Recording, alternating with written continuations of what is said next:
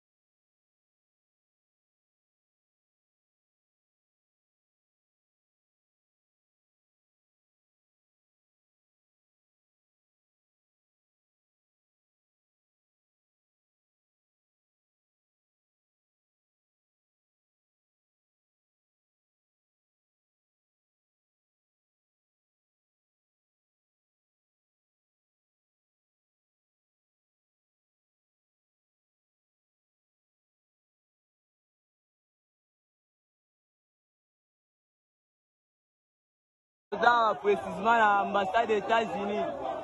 Nous sommes là déjà à l'ambassade des États-Unis. Nous avons déjà un peuple congolais très motivé. Nous sommes là maintenant à l'ambassade des États-Unis. Nous avons à l'ambassade des États-Unis et puis Limoto. Nous sommes ici à l'ambassade des États-Unis.